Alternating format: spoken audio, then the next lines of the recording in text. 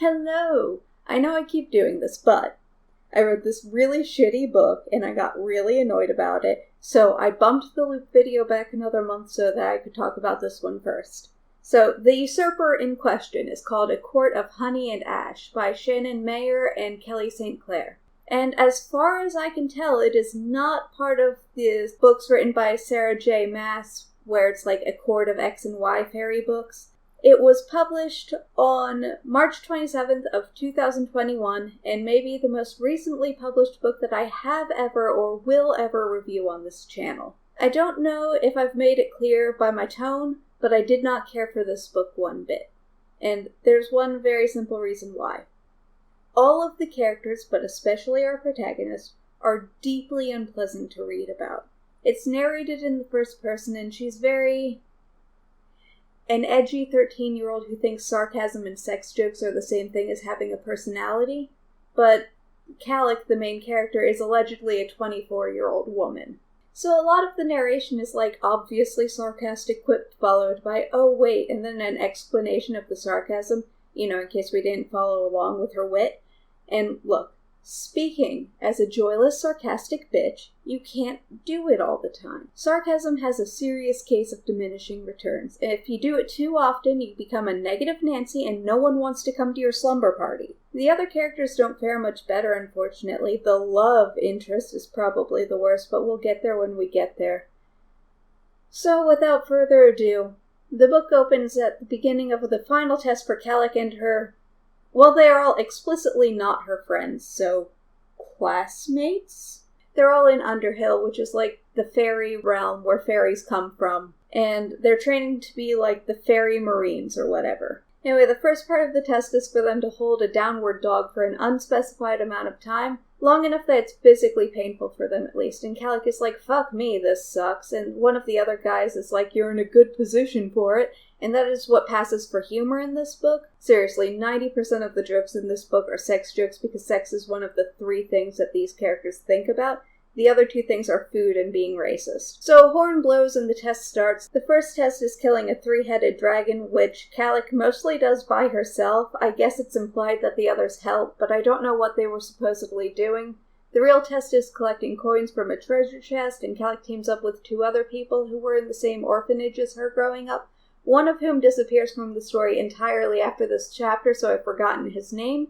I think it might have been Rowan, and the other one is a girl named Bracken, who also disappears from the story until nearly the end of the book, but she does come back. Anyway, the temporary trio moves on to the next trial, which is swimming through the ocean to reach a chest that's under the water. Calic is terrified of the water because of childhood trauma, but it does establish that her Fae blood allows her to hold her breath for longer than a human would be able to, and thank God they established that Calic needs to breathe. Anyway, while they're swimming, one guy from the class is named Yarrow, and he attacks Calic with a knife and swims away. Some of the other trainees are attacked by a kraken, and an injured Calic pauses to help them fight the kraken off, and then she swims back to the shore and finds just Bracken. The guy who was probably named Rowan fucked off to join Team Stabby, and Calic is cool with it because switching to the winning team just makes sense. She and Bracken head off to the next trial and find that nobody's attempted it yet because it involves jumping off a cliff. Yarrow says some racist shit at Calic because she's half human, and probably Rowan laughs along, and that makes Calic mad because betrayal is fine, but racism? I thought better of you, probably Rowan. Anyway, Yarrow is like, ladies first, and Calic walks up to the edge and almost bitches out, but Yarrow pushes her off the cliff before she can walk away, and the cliff is magic so she isn't hurt by the fall, and she gets to the bottom, and she has to swim under the water again, and she grabs a second coin for Bracken, who, when she finally jumps, knows that there weren't any coins left, despite the coins being in a chest under the water at the bottom of a very tall cliff, and so there was no way that she could have seen how many coins there were from where she was standing. But whatever.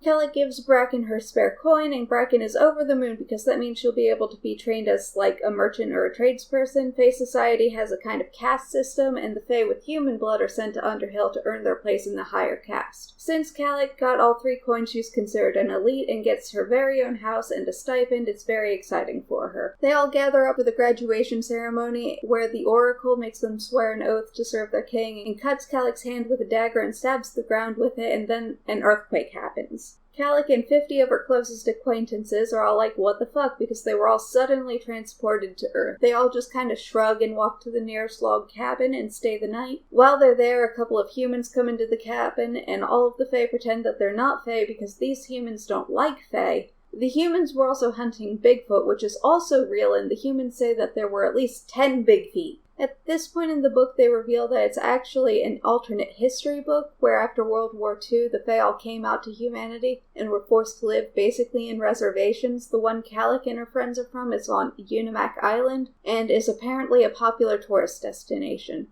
Nothing interesting is done with the setting, though. Calic mentions that the Fae came out to the humans 100 years ago after World War II, so the story takes place in the near future to us, but in an alternate reality where magic is real and humans know that. But the technology that the humans have is exactly the same as what we have in the present-day regular world. There's a fucking Subaru Outback later in this book, and it is explicitly called a Subaru Outback.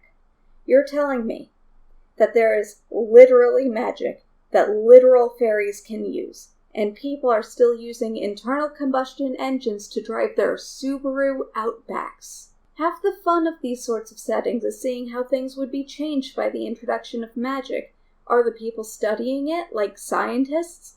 Fairies have, magical healing potions, and you're telling me that every hospital in the world isn't clamoring to have at least one Fae doctor on hand, so that they can use their magic to help treat cancer or car crash victims? Anyway, Calic has a flashback to her traumatic childhood. This will happen a lot during the first half of this book, and it really bogs down the pacing. The flashback in question is one of the times that Calic almost drowned when she was little. She got too close to the Fae side of Unimak Island and fell through some thin ice, but she was rescued by a young Fae boy. His magic also killed a bunch of fish when he used it. It's a fairy thing, don't worry about it. And this is significant, although it's attached to a character that I hate, and so I do not care. Next chapter opens with a recap of what happened in the previous few chapters, I guess in case we forgot. This will happen a lot in this book. They fly back to Unimak Island on a plane, not wings. I actually don't know if the fairies in this book have wings. If they do, nobody ever mentions or uses them.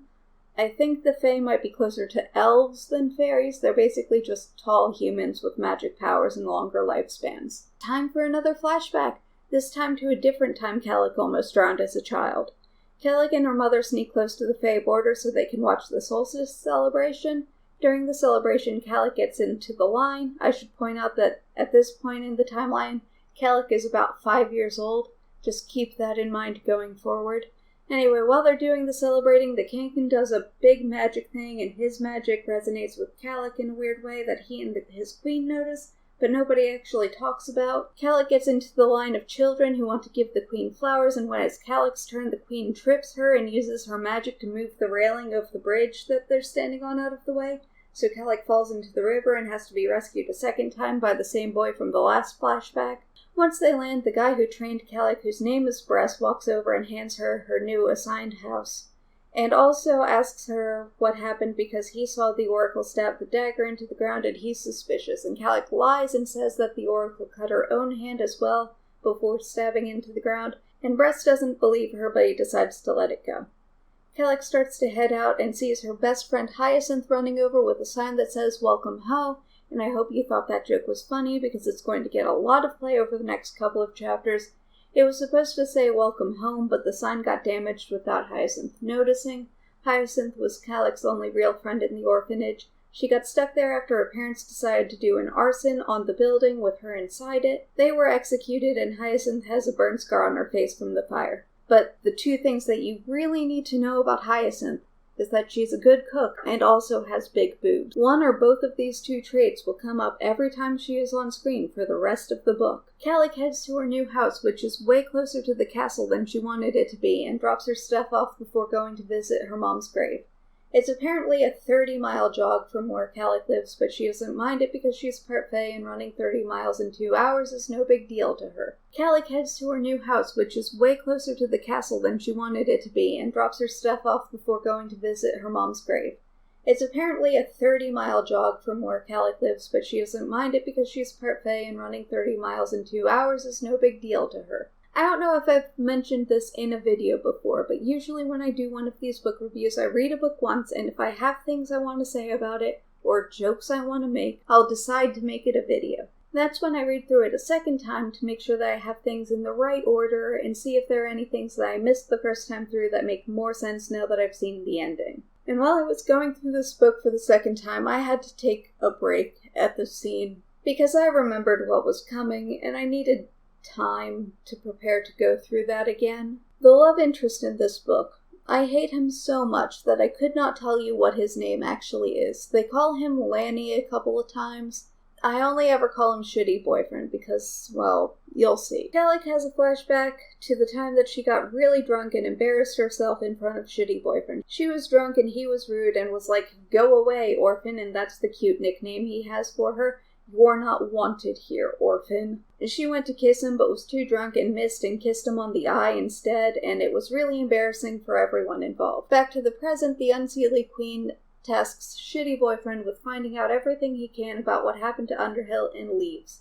Presumably back to her castle, but who knows. I have a conspiracy theory that the Unseelie Queen actually is the Oracle, but I'm not going to read the other books to find out if that's true or not. Also, Shitty Boyfriend's voice really turns Kellic on, and if I have to know that, so do you. That was the deal. Okay, let me describe for you the typical interaction between these two characters. Shitty Boyfriend will sneak up on Kellic, who will reflexively attack him, because as you'll recall, she just got out of her training to be a fairy marine, and that training takes place over 8 years in a place where anything that's sneaking up on you wants to kill and/or eat you. And despite her being quote-unquote the best fighter in her class, Shitty Boyfriend easily overpowers her. Then he calls her weak and immature, and usually some other insults as well, and Kellic will snark back, but then he'll be like, "Psh! You think you can hurt me with those baby insults? You're even more immature than I thought." And Kellic will be embarrassed and angry. And then Shitty Boyfriend will be like, "I know you still want to do the fuck on me." And Kellic will be like, "That was 8 years ago. I've moved on." But internally she'll be like, "But I really do want to do the fuck on him though." And there. That sums up every interaction these two shitheads have until near the end of the book when they decide that they really do like each other after all.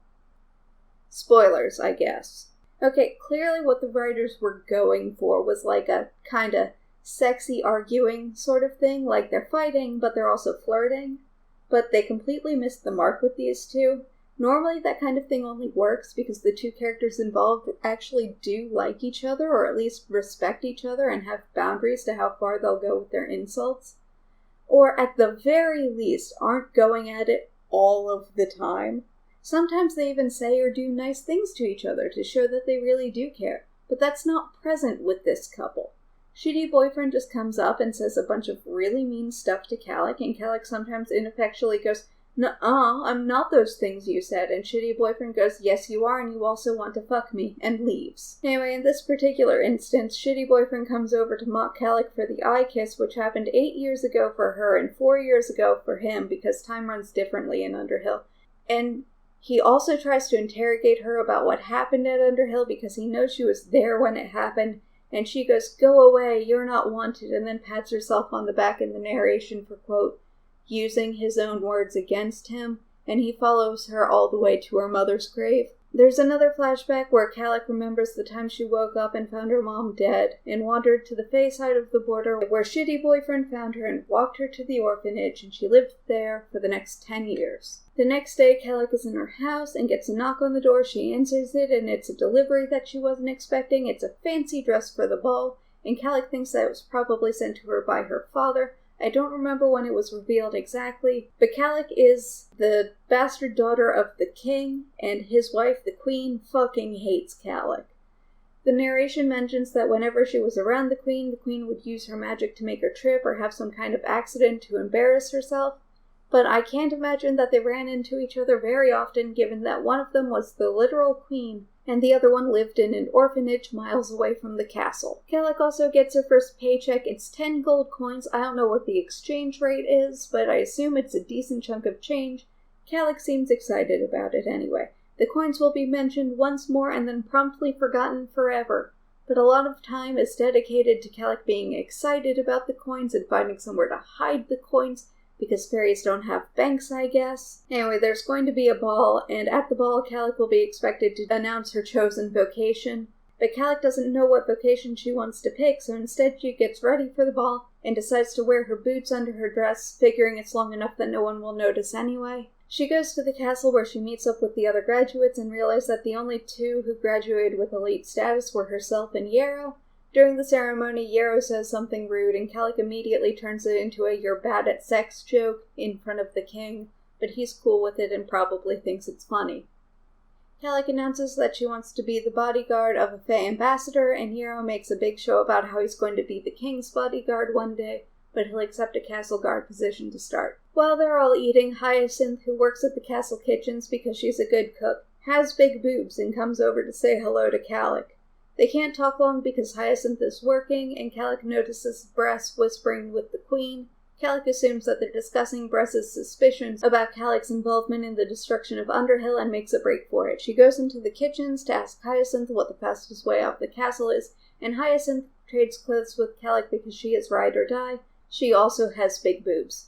So Calic goes out into the cornfield that's right next to the castle, and guards use these magic light-up tracker thingies to try and find her, but she defeats the tracker lights by, covering herself in dirt. Then she goes to her house to get her gold and a change of clothes. Calic stows away on a plane bound for somewhere else with no real plan because she's not really even certain where Underhill used to be, aside from somewhere in the triangle, and has another flashback.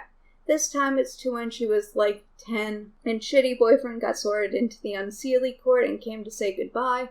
But instead of being a normal person and saying goodbye, he instead just decides to berate the small child who thought he was her friend because of all of the times he saved her life and spent being nice to her. Oh fuck. I think I skipped a flashback somewhere. I think it was sometime after Hyacinth was introduced, but sometime before Calic went to the castle. It was a flashback when shitty boyfriend first came to the orphanage as part of an outreach program set up by the rich Fae to read to the orphan children. He chose her over the other orphan children, and Calic thought that they could become friends. Back to the current flashback, shitty boyfriend has decided that they cannot be friends, and tells Calic that she sucks and he hates her because she's a half-human orphan and not good enough to be his friend. Calic, no. Hyacinth tries to hit him with a rolling pin, but ends up missing. Back in the present, Calic sneaks off the plane and barely touches the ground before she is caught by airport security. She decides that it would be easier to walk inside with them and then run once there are more crowds to duck into, but her plan is stymied by a talking caribou. He claims that Calic is his assistant, and he already filed the paperwork with the office. Apparently, this guy is a powerful and well-known Fae around these parts, because airport security is basically whatever you say, talking caribou, and they let Calic go. The talking caribou introduces himself as Rubizal, and it's wow, Calic, you're so powerful and cool, I'd love to talk magic with you sometime. Take this car and come meet me, and I can show you where the entrance to Underhill used to be. And Calic gets into the Subaru Outback and drives to meet them, and I know this is a weird thing to get hung up on, but this Subaru Outback thing is killing me. One, I think it's absolutely ridiculous that the fact that fairies and giants and talking animals and literal magic have been public knowledge for 100 years, and it's impacted the progression of technology? Not at all. It may as well have not happened as far as technological progress is concerned. Also, it's weird that Calic specifically knows that it's a Subaru Outback by name, because Calic also says that she doesn't know a whole lot about the human world constantly. For instance, later in the book she doesn't know what going to bat for somebody means. She thinks they're talking about bat like the animal. So Calic knows Subaru Outback, but does not know baseball. Anyway, Calic drives the Subaru Outback for a little while, and recaps the previous few chapters for us, just in case we forgot. While fiddling with the radio, Hyacinth's voice comes through the static and lets her know that she's heading to the airport, and Calic better be there when her plane lands, so Calic bangs a Yui and heads back to the airport. Calic picks up Hyacinth, and Hyacinth yells at her for a little while, and Calic admits that she might have had something to do with Underhill disappearing, and that's why she ran away, to try and figure out what really happened and fix it.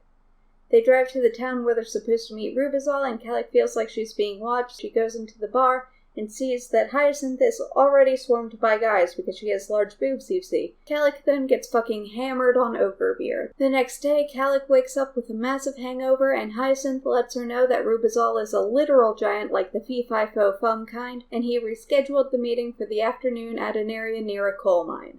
Calic grabs a shower, and when she comes out, she sees Shitty Boyfriend standing there, and we're subjected to another comedy scene. You see, the towel is very small. It doesn't cover all of Calic's naughty bits at once. And despite Shitty Boyfriend saying that Calic is fine because she's not his type anyway, he spends like the entire time leering at her. So Shitty Boyfriend mocks and belittles Calic for a little while and insists that she goes home because she's weak and useless and will get Hyacinth killed. And Hyacinth says something like, "You might have a dick, but I'm a good cook," and this somehow defeats Shitty Boyfriend. During the interrogation, they drop a piece of key information that hasn't been mentioned up until now.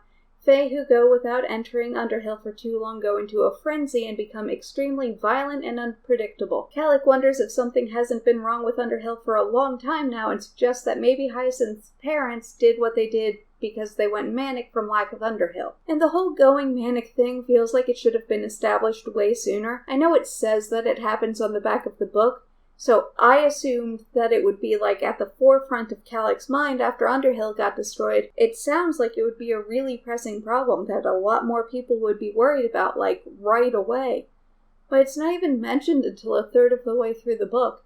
Every time Underhill is mentioned up until now, it's like, it's an important and sacred place for the Fae, and it disappearing is a problem. Not being able to go into this one place keeps us from going on killing sprees, so this is an urgent problem. Anyway, Shitty Boyfriend uses his unsealing magic to go invisible and fucks off for a few minutes. Calic ends up heading to the meeting early so that she can get the lay of the land. While they're driving, Hyacinth is scanning through the radio channels and another static message comes through, this time in Tlingit, a language that Calic speaks fluently because she is half Tlingit.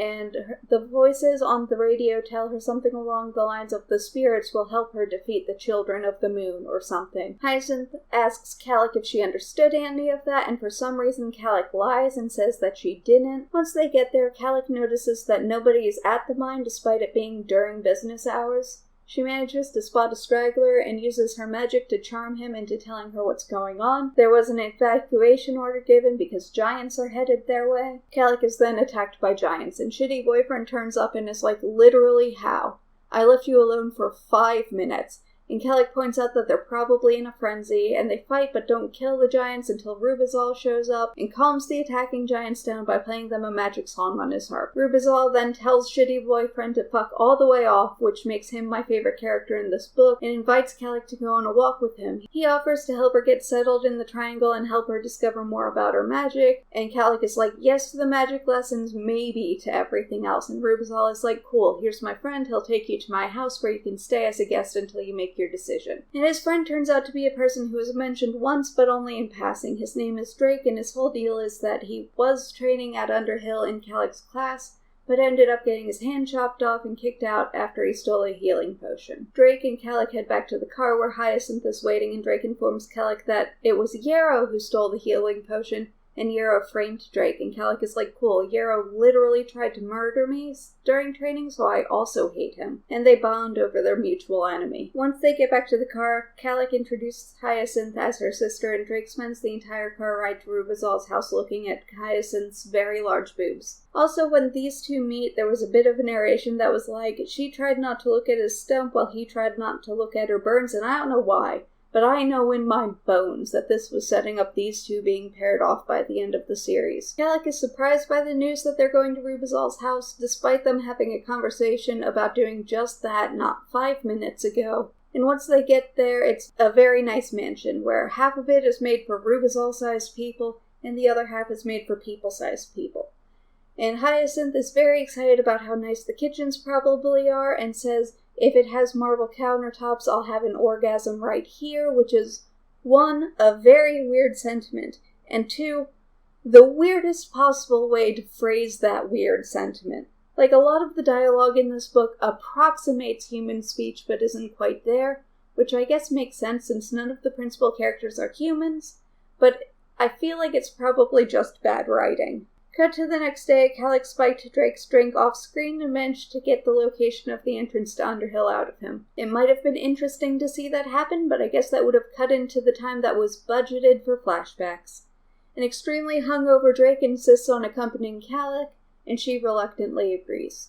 While they're there, Kellic uses her magic vision to look at all of the trees, and it looks like they'd had all the magic drained out of them. And while they're investigating, a group of Seelie Fae turn up, and one of them is Yarrow, and Kellic has to work really hard to keep Drake from jumping out and attacking them, because he really hates Yarrow. They sneak away from the Seelie Fae and head back to the house where Hyacinth is in the kitchen surrounded by big strong men who like her because of her cooking and big boobs. Hyacinth baked one of Kellic's favorite treats for her, and after Kellic gets a slice, a woman turns up and is like, "Rubizal wants to talk to you," and Kellic follows her. As they're walking, Kellic realizes that the woman is a member of a now extinct type of Fae who were mind readers. This seems like it would be important but never comes up again in this book. So she goes to meet with Rubizal, who offers her tea, and my first thought was, oh, the tea is drugged, because obviously, right? But that's not Kellic's first thought, which is strange to me, because thus far Kellic has been paranoid in general and extremely wary of Rubizal in specific. But the thought that he might have put something in her tea, something that she herself did to another person the previous night, never even crosses her mind. Well, nothing bad happens and it's never mentioned again, so I guess it probably wasn't drugged and everything's fine. Rubizal invites Kellic to live with the strays again, and this time Kellic says okay. That night, Kellic wakes up and realizes that somebody's in her room. She attacks them and is quickly overpowered by Shitty Boyfriend because he's so strong and cool and badass.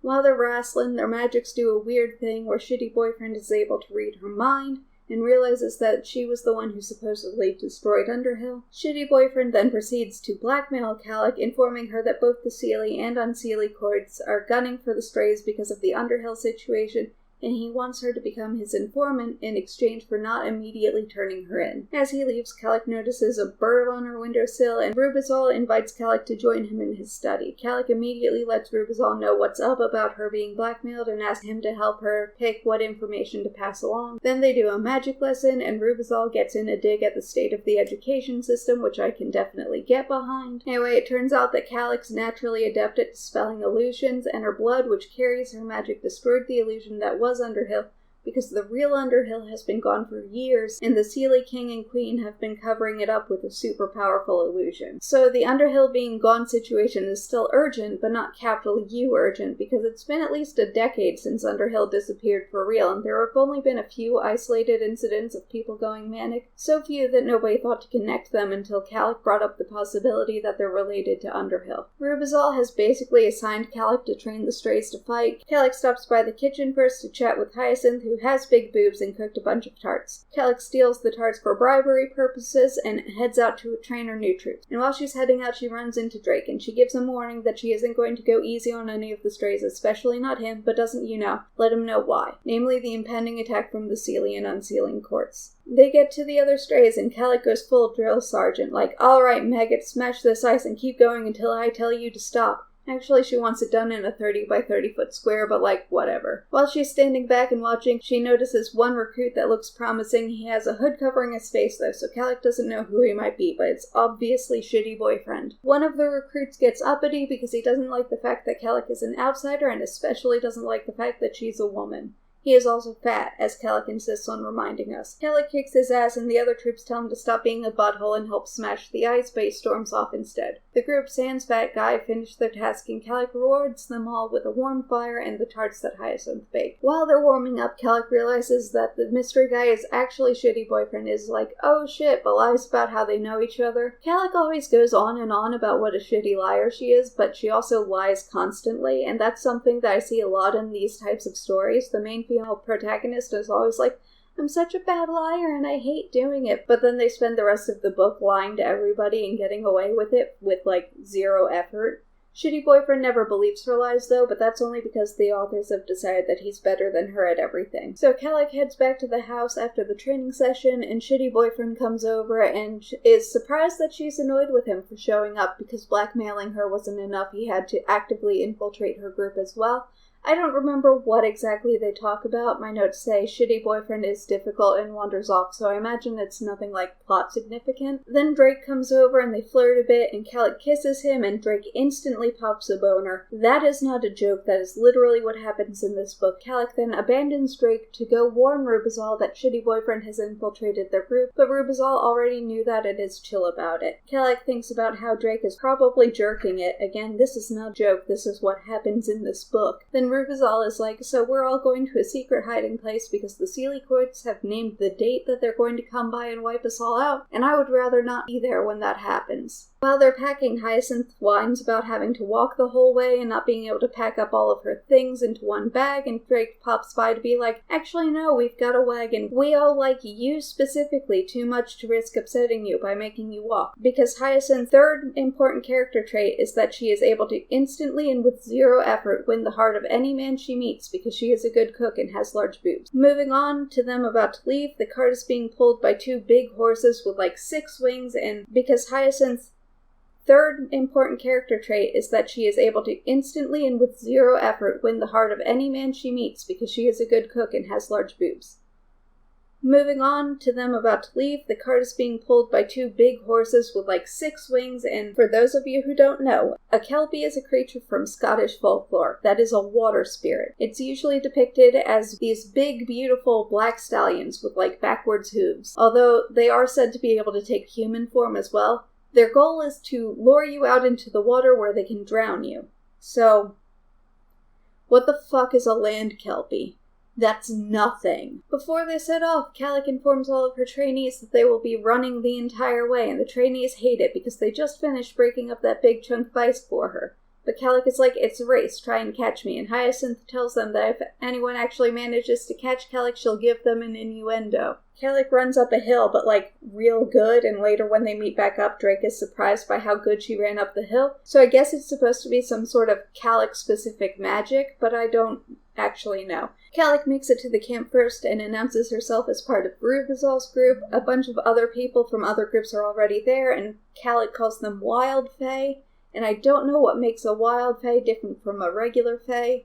Are the strays Wild Fae? Calic didn't bring it up before, so I assume not. Anyway, the others finally turn up and everyone goes to bed, but Calic can't sleep because she feels like they're being watched. So she goes to investigate and finds a cloaked Sealy Fae running off. So Calic follows her and realizes that it's Bracken, from way back in the first chapter. Bracken is reporting to Yarrow, who is somehow in charge of his group despite only graduating from Fairy Marine School and being given a low-level guard position less than a week ago. Yarrow orders his group to attack the strays while they sleep, but Calic runs back ahead of them and wakes everybody up. Calic takes command of the fighters and even gets the Wild Fae to agree to follow her commands, and despite Calic going on and on about how hopeless all of her trainees are, the battle goes stupidly well for their group. 0 casualties on the part of the strays. While they're fighting, Calic comes across Bracken, who is like, you cannot let Yarrow leave this battle alive, trust me on this, and Calic lets Bracken go because it's not her fault that she got assigned to Yarrow. Speaking of Yarrow, he and Drake are having a duel,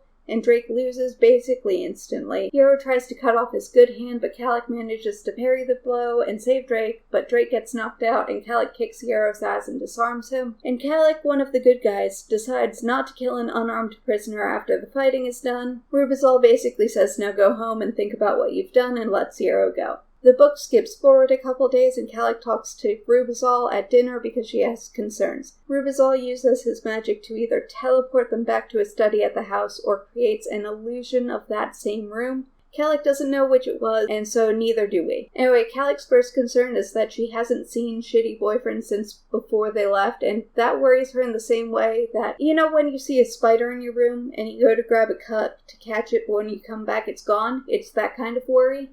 And Rubizal is like, nah, he's around. And also, are you sure he's not just hanging around because he likes you? Which is a ridiculous thing to ask because Shitty Boyfriend has done nothing but treat Calic like dirt for literal years now. And yes, it's obvious that he actually does care, and his being mean was all an act in order to protect Calic and blah blah blah. He sucks. Second concern is that Yarrow is definitely going to try something else and Calic wants to go after him. She decides that it makes the most sense to take Shitty Boyfriend with her, that way he can be knocked off the trail to the secret hiding place that he absolutely cannot know about because he doesn't really count as a stray. And Rubizal is like, if he tries to follow you back, you have to kill him. And Calic is like, I really don't want to, but I will if that's what it takes to protect my new home. So Rubizal undoes his illusion, and Calic notices Shitty Boyfriend, who poked his head out when he noticed Calic vanish. She takes him aside to talk about her plans to go after Yarrow, and he's like, why not, instead of marching with these guys to your death, you come back to the Unseelie court with me, and the Queen will protect you. And I think this is the part in the book where he first calls Calic by her name.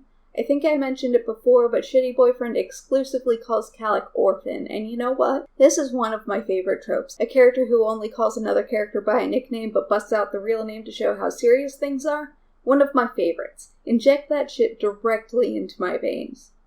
But for some reason it falls completely flat when it happens in this book. I think because Shitty Boyfriend is just too antagonistic. It doesn't feel like it's signifying the seriousness of the situation or how close the characters have become. It's just a marker that Shitty Boyfriend has decided to stop being needlessly antagonistic, and there's no obvious reason why. He just woke up today and chose to behave like a human being for a change. But that can't last forever. Shitty Boyfriend just starts shitting on the strays Calic is training and is like, the best fighter you got is Drake, and he got his ass beat super quickly, and Calic is like, yeah, I know. But Drake overhears them talking and walks off with his feelings hurt, and Calic is like, he's been avoiding me ever since the fight because my rescuing him hurt his manly pride, which is something that might have been good to see on screen, but since he's not the designated love interest, who cares about that loser? Speaking of the designated love interest, Shitty Boyfriend is like, he should be so lucky to have a girlfriend who would save his life in a sword fight, because Shitty Boyfriend might be a shithead, but he's a feminist shithead. So they run off together while the strays are sleeping, and they use their magic to make themselves run faster, and their respective magics touch, and we get the most tortured attempt at a title drop I have ever seen in my life. And it's honestly just so embarrassing to say out loud, but I gotta, so... Okay, so his unsealing magic kills the trees, and ash falls off of them as they run, but her sealing magic brings the trees back, and she tastes honey in her mouth, and that's why the book is called A Court of Honey and Ash. That, and I'm not totally convinced that they didn't pick the title specifically because they thought people would look at it and think it was one of those Sarah J. Maas books and pick it up without looking at the author. That, and I'm not totally convinced that they didn't pick the title specifically because they thought people would look at it and think it was one of those Sarah J. Maas books and pick it up without looking at the author, and focus on stopping Yarrow while Calic isn't, because Shitty Boyfriend is just better than Calic. Anyway, they make it to where Yarrow is enacting his evil plan to plant a bunch of explosives on a cruise ship and frame the strays for a terrorist attack. They even have one of their guys go up and spray paint a sign on the ship that says something like, "We are the strays and we did this," which is funny for a variety of reasons. The first being, aside from Calic, none of the strays refer to themselves as such, and actually seem to get mad when they're called that. And the second is that when Calic fails to stop the explosion, spoilers, but Calic fails to stop the explosion, the ship is basically vaporized, so what did they hope to accomplish by writing that message? Because it gets destroyed by the explosion, and any witness who might have been able to say they saw it before the explosion gets killed in that explosion. And Calic is like, damn, I shouldn't have let Yarrow go after all, and Shitty Boyfriend is like, no, you shouldn't have. But remember, the alternative was killing him when he was unarmed and their prisoner, which I'm pretty sure is a war crime. And do war crimes or children get killed in terrorist attacks is such a weird fucking moral. And Shitty Boyfriend is like, stay here, and goes to talk to one of the Unseelie who are working on the terrorist attack, and Calic ignores him and follows, and overhears the Unseelie woman Shitty Boyfriend is talking to say mean things to him because he's the grandson of a famous Seelie Fae, and the Unseelie who aren't the queen don't like him because of that. I don't actually know if I mentioned that before, that's a major component of his baggage, but like I said before, I hate this character and do not care about his backstory. Anyway, Calic feels a sense of kinship with Shitty Boyfriend because he also doesn't fit in where he is, and she's never fit in anywhere. You would assume that's because everyone is super racist and mean to her, and that is part of it. The other part is that Calic is a deeply unpleasant person, and it's amazing she has even one friend. Calic remembers why she's there and starts throwing the explosives overboard. Bracken turns up and helps for a little while, but then she notices the signal for the explosives to be lit and bounces. Calic continues working until Shitty Boyfriend comes and throws her overboard so that she doesn't get exploded. Anyway, the boat explodes and Shitty Boyfriend was still on board and he's dead. Totally dead. No way anyone could have survived that explosion. He is super dead. Calic is very sad because despite having decided to try and murder him herself, she didn't actually want him to die and she is inexplicably super in love with him. And I know they had a history and he saved her life and was super nice to her at first, but after literal years of him treating her like garbage, you would think that her opinion would have changed even a little.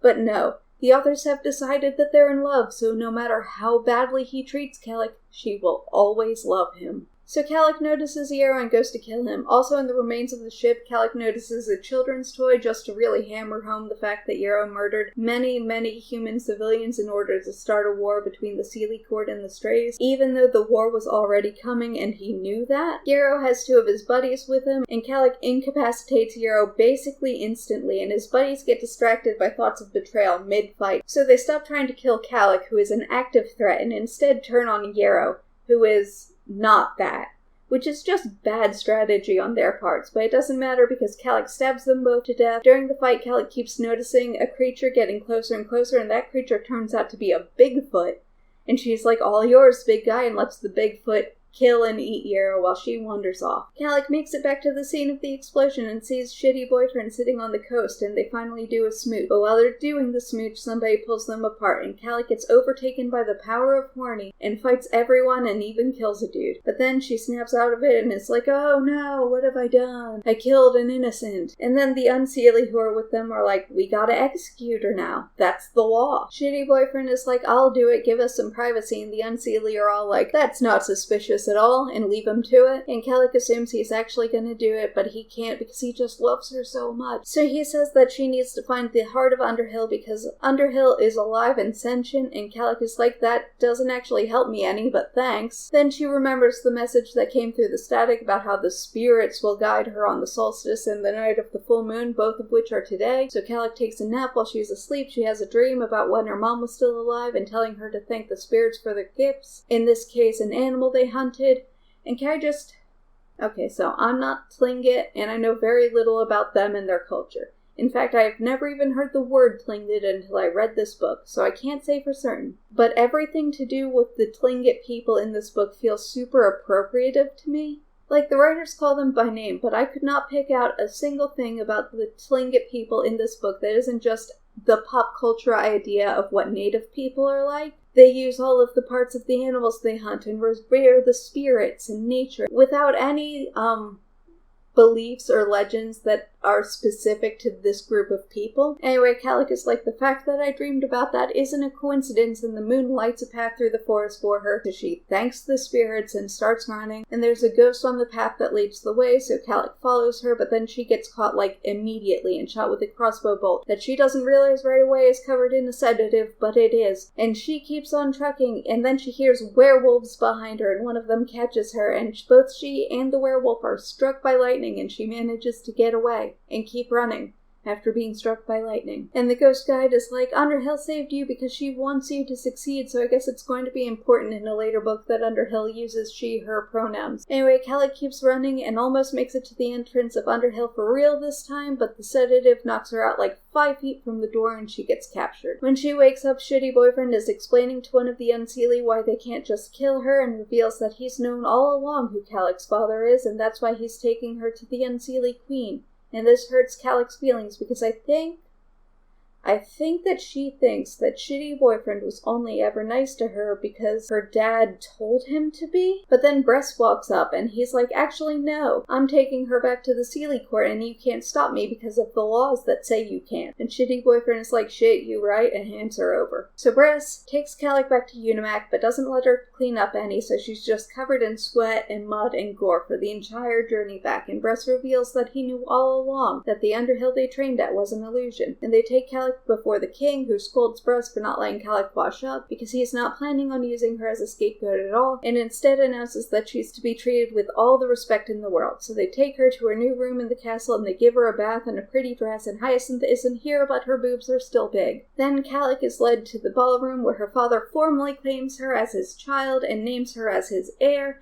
but literally the second he finishes the sentence, he is shot in the heart with an arrow and dies. So the queen blames Calic for it, and Calic gets taken to the dungeon. And while she's in the dungeon, she's chained up with iron, which hurts Faye, and the queen comes down to gloat, and Calic is like, "Why, though?" and correctly guesses that it was the queen who killed the king, and the queen is like, "The oracle said it was going to happen anyway, so I just took advantage." And then she fucks off, and Calic goes to sleep again. She's visited in her dreams by her mom and dad, and I think her mom is implied to be Underhill, and also Calic means lightning in Tlingit, which is setting up a thing. And Calic wakes up and is taken to her execution, which is meant to be by drowning because the queen is just that shitty of a person. And they set her up in like this clear tank of water and chain Calic to the bottom, and a crowd gathers so that they can all watch her drown. But Calic notices Hyacinth in the crowd and realizes that she's about to be rescued, and the narration says this thing about how she's never the one being rescued. She's always needed to be the strong one, which is just demonstrably untrue. Anyway, she does the thing where she realizes that she can call down the lightning and uses it to free herself, and it was way more satisfying when it happened in Thor Ragnarok. Calic is swept away by the Strays, who all came to rescue her, and Shitty Boyfriend is there and recognizes her as the true queen of the Seelie court, and the book ends. So I don't know if I managed to convey just how bad this book was, because when you just say what happens in the plot and strip away all of Calic's comments, it sounds really interesting. The bones of the story aren't bad. It's kinda generic, but it would have been a really fun fantasy adventure story. But that's not what it wanted to be. It wanted to be dark and gritty and impress the teenage edgelords in the audience, which is why all of the characters are so fucking annoying all of the time. Shitty Boyfriend is easily the worst of them, but Calic is a close second, and she's the one we're trapped with. God. What if the writers did a Midnight Sun, where they told the story from Shitty Boyfriend's point of view? Can you imagine? Just chapters upon chapters of, I secretly love this woman, but I have to be horrible to her for her own good, and it's so hard to be the rich and powerful grandson of this famous Seelie hero. Nobody understands me. It would be the worst. Mostly, though, I'm mad at the wasted potential of this book. In the hands of the right authors, this could have been something really special, like an alternate history where magic is real and humans have been coexisting with magical creatures for decades. And how that might have impacted human society could have been a really interesting thing to explore, or even just the Triangle, a penal colony where exiled Fae are banished to, and the tensions between the various groups that live there would have been a really compelling story. But despite most of the story taking place in the Triangle, we barely got to see anyone who isn't in Rubizal's group, and most of them don't even have names. Overall, we have a story that is less than the sum of its parts. If you're looking for an interesting fantasy series with compelling characters and maybe some romance, I would suggest looking elsewhere. Thank you so much for watching. If you liked this video, feel free to press the button that tells me so. And if you really liked the video, subscribe and hit the bell thingy so that you can know when I post more of these.